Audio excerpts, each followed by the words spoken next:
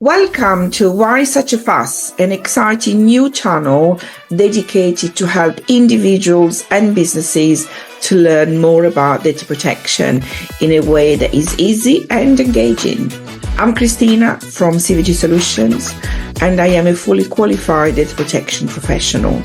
I am passionate about educating, empowering, and enabling businesses to thrive.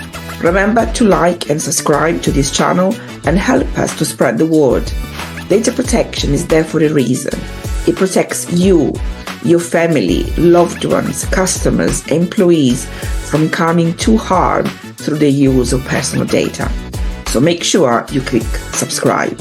Now, get ready to embark on a journey of growth and knowledge as we dive into the world of data protection. Julie, would you like to introduce yourself? Yeah, of course. I'm Julie. I'm the founder of Apuri Solutions, a chartered fellow and an accredited coach, and indeed an award winner now as well, which is absolutely amazing news. So I work with small and medium-sized businesses, really to empower the businesses through people solutions. As Christina mentioned, for me, it's all about sharing that knowledge, the experience, and learning. It's such an essential part of what we do. So I provide day-to-day support, strategic support on people relations, all things people, and do leadership coaching as well. So Christina, did you want to give us a glimpse of what you do? Yeah, all right, I'll do that if you really want me to. Okay. So I'm Christina, and my organization is called CVG Solutions, and we are a multi-award winning GDPR or data protection professional. Like Julie, I primarily work with small and medium-sized businesses, including charities, and I really like to see them thrive. And GDPR does that, enables them to grow. And so I love working with them. My approach is practical and hands-on, and which enables them to create solutions that are proportionate to the size and complexity of my client or the business that I work with. And so I help them to navigate the intricacy of GDPR through educating them about the subject, about the regulation, which then also empowers them to make informative decisions. As they say, knowledge is power. This in turn helps them to, or enables them rather, to operate with a high-performing culture, which then fuels their growth. So for me, it's all about educating, empowering, and enabling.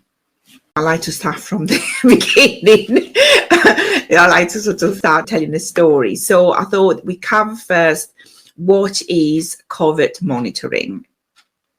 So basically, it's monitoring in a way that it's discreet. So you are surveilling individual without their knowledge in the workplace. So involves monitoring them secretly. And so this could be something like screen recording, key logging and email monitoring, telephone recording, webcam monitoring, the keystroke, monitoring the keystroke, CCTV cameras. It could be audio and video recording. It could be GPS, sort of like geolocation recording, and vehicle tracking. So all of these are way of monitoring and tracking your employee, and in a way that it's secret or covert. The covert bit is the secret element to it. Yes, it can really shape businesses, and of course fully appreciate that businesses need or can need this data to be able to perform. So some facts for you all with regards to monitoring, and these were provided by the ICO, so the Information Commissioner's Office.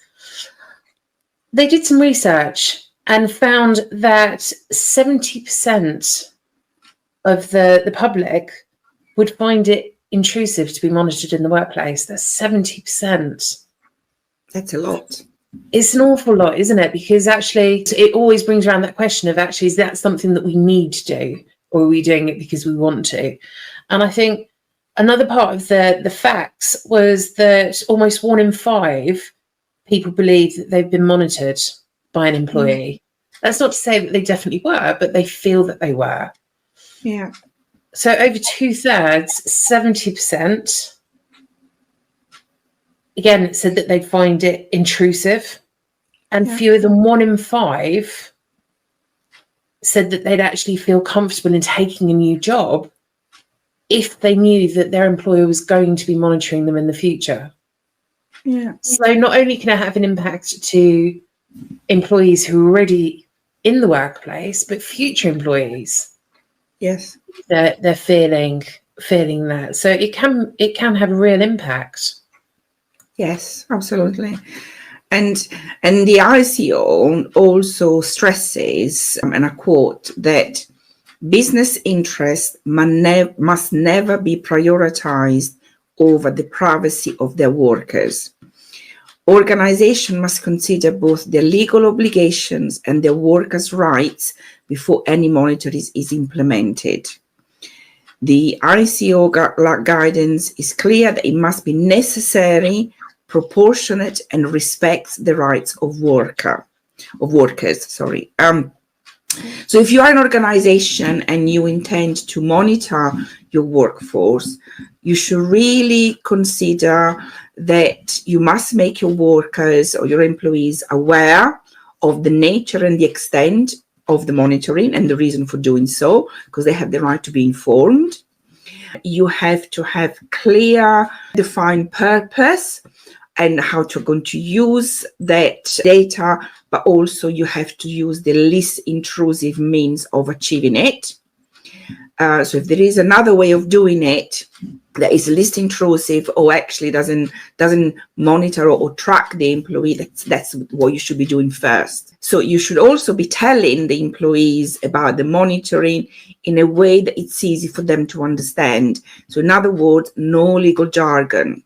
So in fact, the regulation goes as far as to say that a teenager should be able to understand it. So that's the level of simple English that you should be using. You should only be keeping the information that it's relevant to the purpose. And then you should also be making provisions or be aware that the employee or the data subject, which is the person of whom the data that you're collecting is about, they have the right to submit a subject access request. So you need to be prepared for that. But what I would like to understand, Julie, is, or cover more than anything, it's really from an HR perspective or from a people perspective, is the ethical implication that monitoring, tracking employees sort of touch. Yeah, definitely. So I think, and again, everyone will get a feel throughout our session, I think, for the fact that we're not saying don't do it, but it's much more about actually think about the practicalities and the reason for doing it. And also put yourself in the position of, if that was happening to you, how would you feel? How would you respond? So I think to start off with, we've got the potential invasion of privacy. So monitoring someone, it can feel a bit Big Brotherish, can't it? If we're being monitored every which way, it can feel intrusive. It could potentially violate people for their sense of the personal space and, of course, autonomy. We work in a world that's very autonomous, and there is that expectation of people, but it's a very confused world if we're then saying, well, we want you to do what you think, we want you to take the lead, we want you to be autonomous, but actually we're going to track everything that you do just in case. It's a really mixed message of what's going on, and that's where that feeling of actually this is quite intrusive comes from. Example of that would be if you monitored the toilets or the restroom doors. Why do you need that? Unless it's a security issue, which hopefully it isn't. is there a need to do that? Then we've got the loss of trust. So this comes hand in hand with that invasion of privacy, where why are you having to monitor? I think one of the big things, and I know we always reflect on this when we have our sessions, Christina, is COVID. And that moment where we were all working from home, suddenly organisations were forced to trust employees because they had to work from home. But it was then only later that then monitoring and tracking and sensing the clicks of the movement came into play. So you're saying, well, we trust you enough to work from home because we have to trust this. But actually, we don't really. No, I think the COVID shift the working environment, but also I think employers are feeling the loss of control, which is why they're looking at monitoring, tracking. I would argue, and I think the law is on my side, that there are other ways of doing that, of regaining, if you want, that control without such intrusive measures. Yeah, definitely. With all of this, we've then got the negative impact on morale. So if you've got the intrusion, you've got the loss of trust, how are you empowering someone? How are you engaging them, wanting them to do more and be driven by supporting the business, going above and beyond?